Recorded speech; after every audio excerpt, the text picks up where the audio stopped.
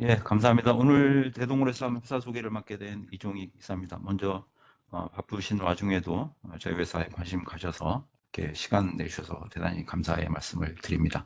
그러면 저희 대동사무주회사 회사 소개 시작하도록 하겠습니다.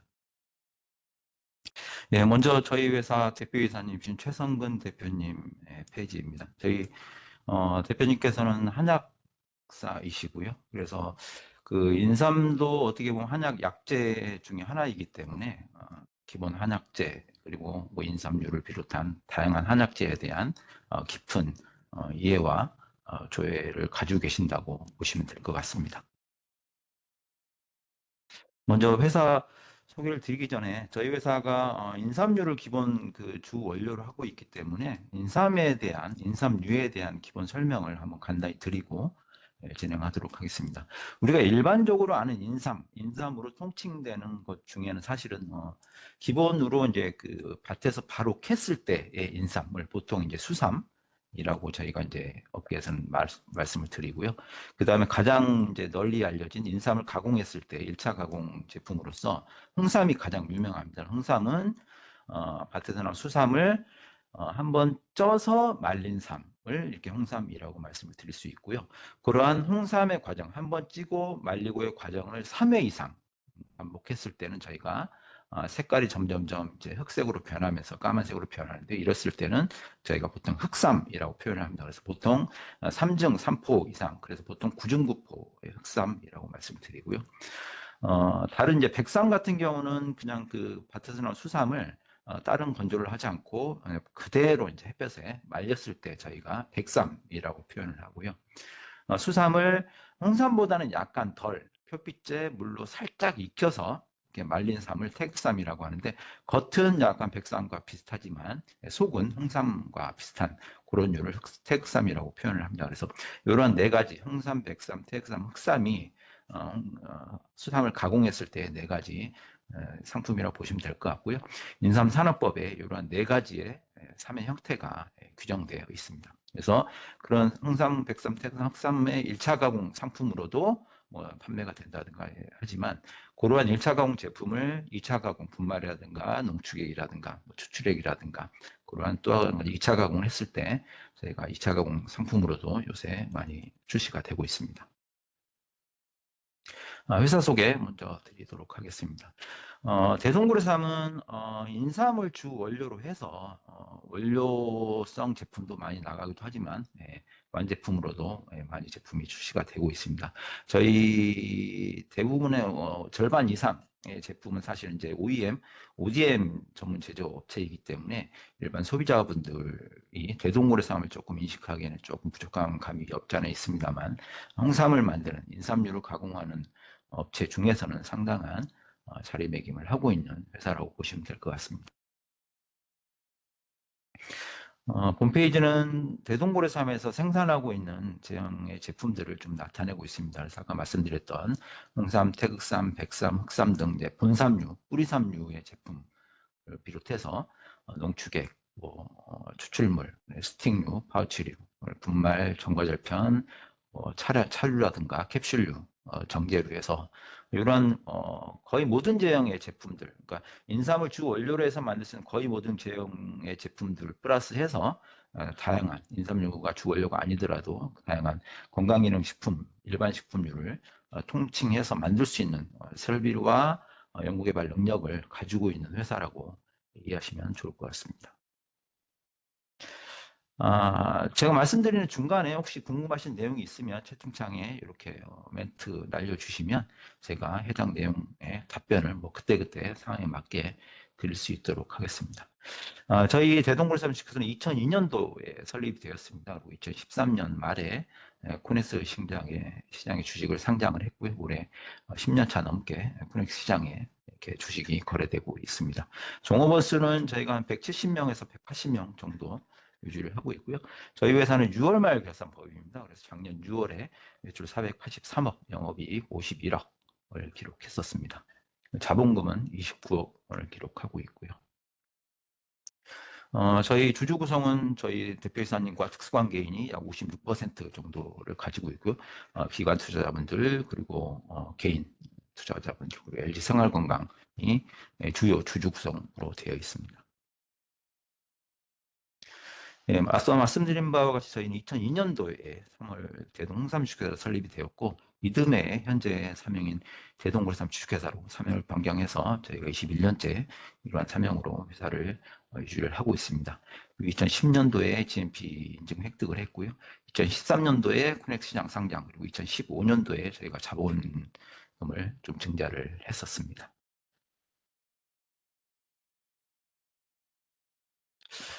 먼저 시장을 한번 살펴보도록 하겠습니다. 홍삼도 이제 건강기능식품의 범주에 포함이 되고 있고요.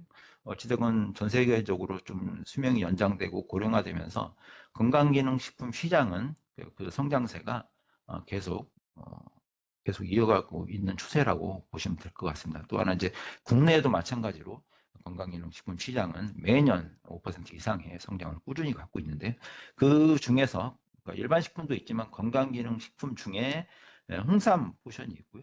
그 다음에 개별인 정형, 비타민, 뭐 프로바이오틱스, EPA 및 DHA 등등 여러 가지의 건강기능식품 품목별로 이렇게 나눠볼 수 있습니다.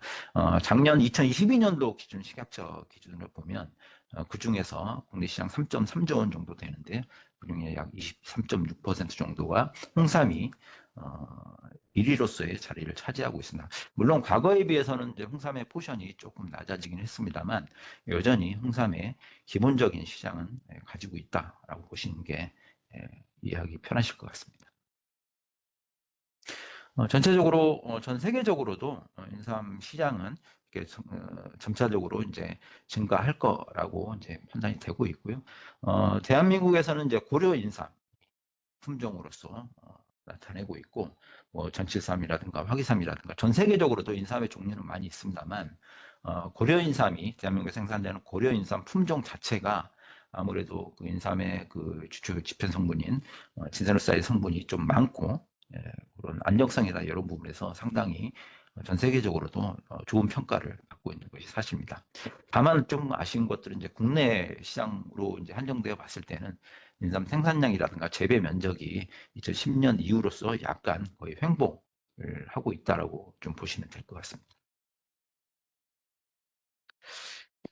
국내 홍삼 시장을 좀 보면 건강기능식품에 좀 한정되어 봤을 때, 물론 이제 그 인삼이라든가 이제 전체 인삼류만 보면 아까 말씀드렸던 여러 가지 형태의 이제 수산부터 시작해서 여러 가지 인삼류가 있지만, 건강기능식품 중에서 이제 홍삼만을 봤을 때 2015년, 16년도 이후에 약간 1조를 넘나드는 그런 실적들을 좀 보여주고 있다라고 보시면 될 것 같습니다.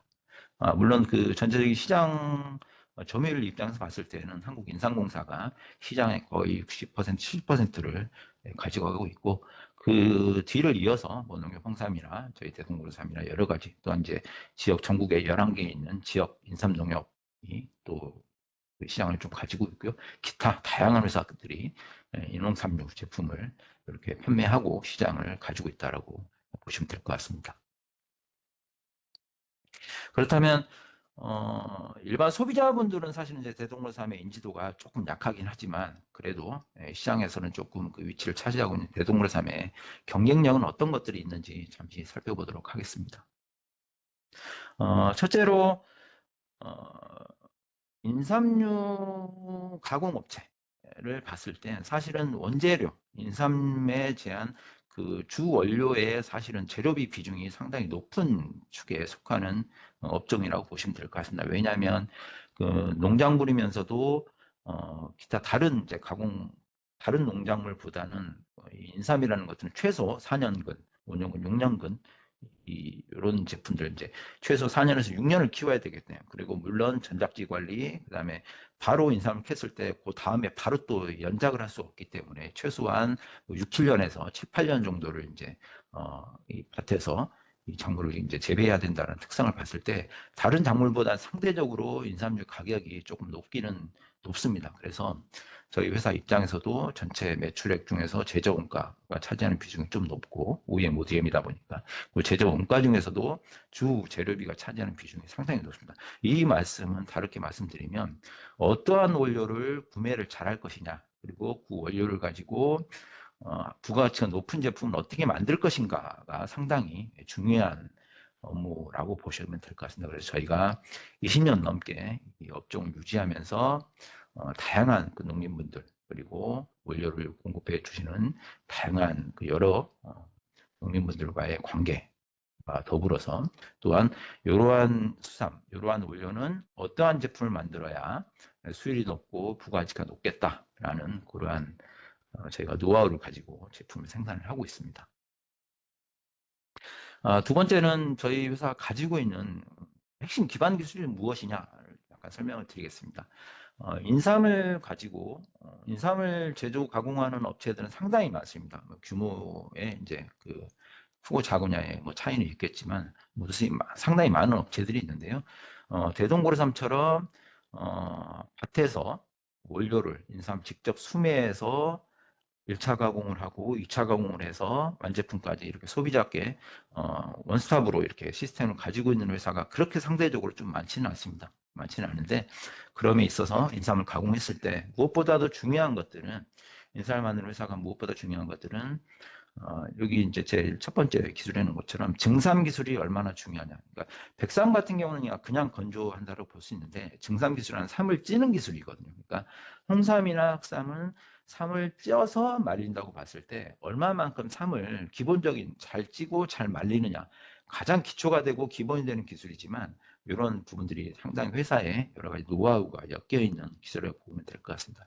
이 과정에서의 기술을 얼마만큼 생산을 얼마만큼 잘하느냐에 따라서 그 원료의 부가가치가 상당히 달라지기 때문에 매우 중요한 기술이고 기본이 되는 기술이지만 상당히 높은 퀄리티의 기술을 대동물산 보유하고 있다고 보시면 될 것 같고요. 또 하나 2차 가공 그러니까 그 예전과 달리 뿌리삼류 자체를 소비하는 비중은 점점 줄어들고 있습니다. 아무래도 그 소비하기에 불편한 부분들이 있기 때문에 그래서 2차 가공을 어떻게 할 것이냐가 상당히 중요한데 2차 가공의 근본이 되는 기술은 사실은 추출과 농축 기술입니다. 추출을 해서 농축을 하는데 얼마만큼 추출을 하고 농축을 했을 때 수율을 많이 높게 나타낼 수 있냐 또한 맛과 향을 얼마만큼 유지할 수 있느냐가 추출 농축 기술인데 저희 회사는 그런 부분에서 상당히 높은 수준의 기술을 보유하고 있다고 말씀드릴 수 있을 것 같고요. 기타 발효 기술, 분리편한 분리전개 기술 그리고 한반 소재를 개발하는 여러 가지 기술들을 저희가 가지고 있고요.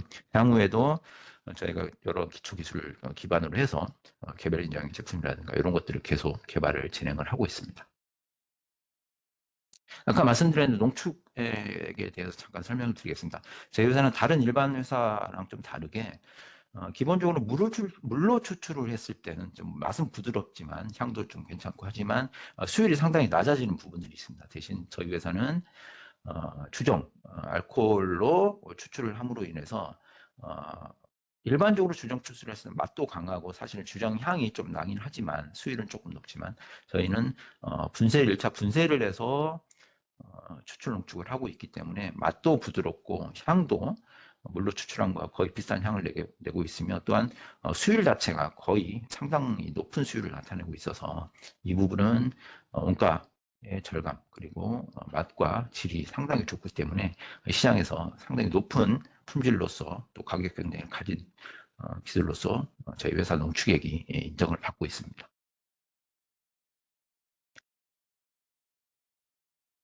예, 다음은 저희 회사의 생산 캐파에 대해서 잠깐 설명을 드리겠습니다. 쉽게 말씀드리면 제가 아까 저희 회사의 생산 제품에 대해서 좀 설명을 드렸지만 대동모래삼에서는 인홍삼을 기반으로 하는 주 원료로 하는 거의 모든 제형의 제품들을 이 회사에 가면 생산할 수 있는 능력을 개발할 수 있는 능력을 가지고 있다고 보시면 될 것 같습니다. 각 제형별로 생산 캐파가 좀 나타나 있지만요. 물론 제형별로 생산 캐파와 또는 실생산의 능력 실생산량에 대해서는 조금 차이가 있을 수 있겠지만 상당히 많은 부분의 생산 캐파를 가지고 있고 현재 캐파를 가지고도 뭐 1,000억 이상의 매출은 충분히 나타날 수 있는 생산 캐파를 가지고 있다라고 보시면 괜찮을 것 같습니다. 다음 수출 부분입니다.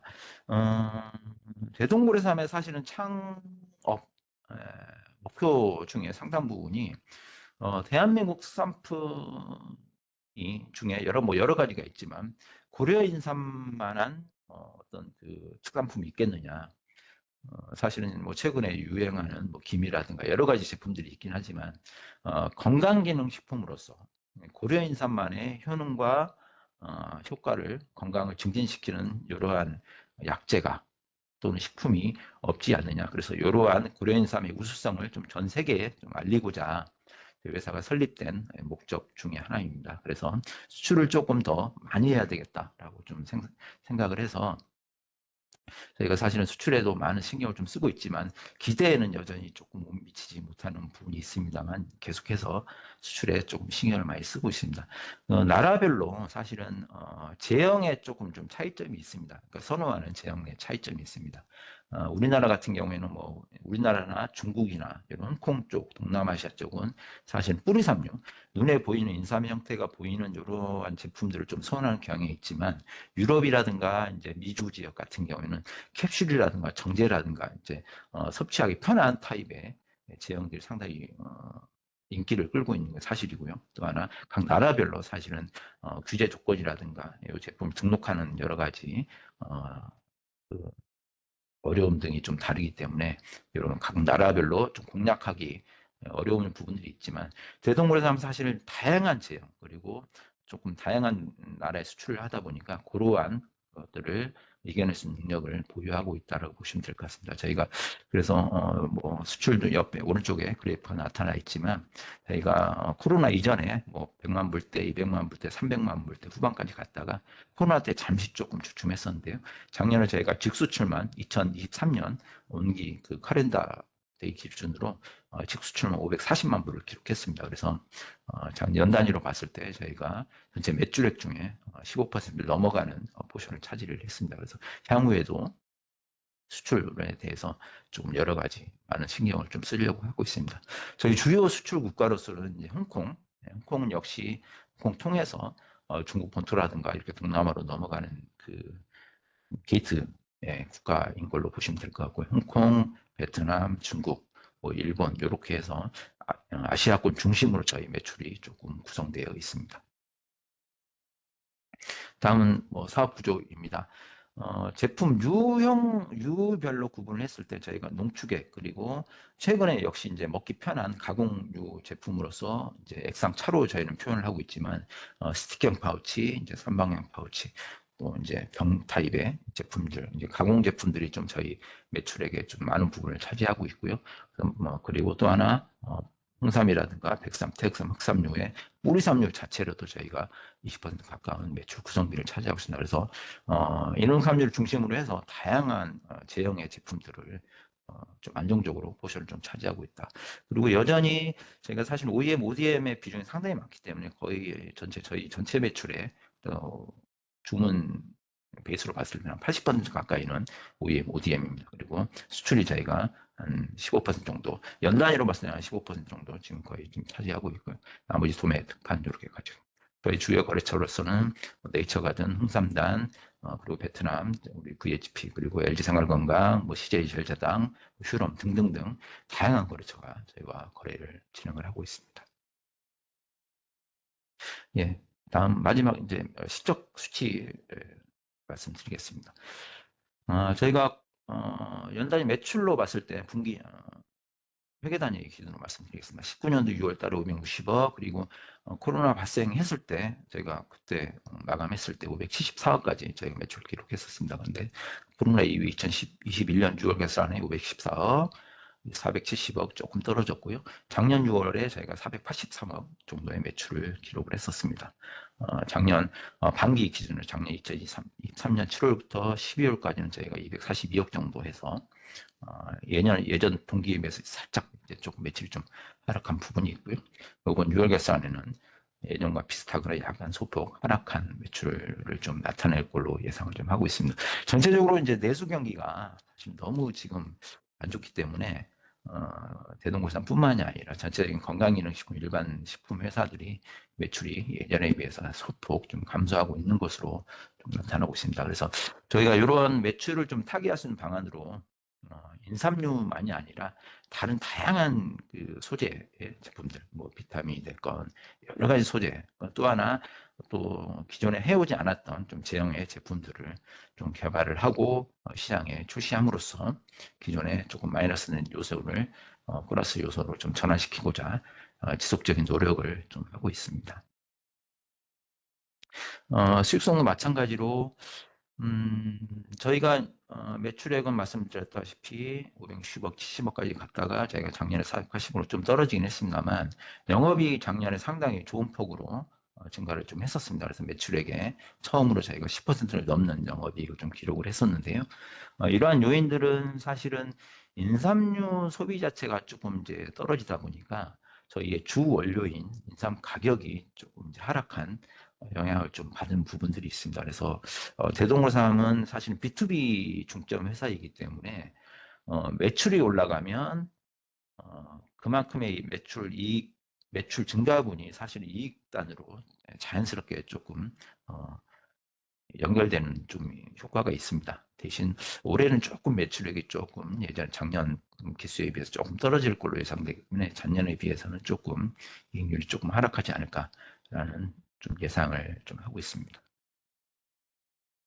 마지막으로 뭐 재무 분석입니다. 뭐 자산 부채 자본이 매출 증가와 더불어 자연스럽게 비슷하게 조금 증가되고 있는 것으로 파악하시면 될 것 같고요. 저희가 UL 뭐 결산, 운기 결산 때 하고 이제 반기 결산을 했을 때는 반기 결산이 저희가 자산이 조금 자산 부채 전체적으로 조금 늘어나는 부분들이 있습니다. 왜냐하면 저희가 가을철에 조금 수매를 많이 하기 때문에 이러한 효과들, 그러니까 수매를 많이 하다 보면 저희가 좀 부채도 늘어나고 재고자산도 좀 늘어나는 부분들이 있기 때문에 그런 효과가 있고 그런 부분은 6월 말 결산했을 때는 조금 자산 부채가 12월 말에 비해서는 조금 떨어지면서 좀 안정적으로 나타나는 그러한 계절적 요인이 있다라고 보시면 될 것 같습니다. 예, 마지막입니다.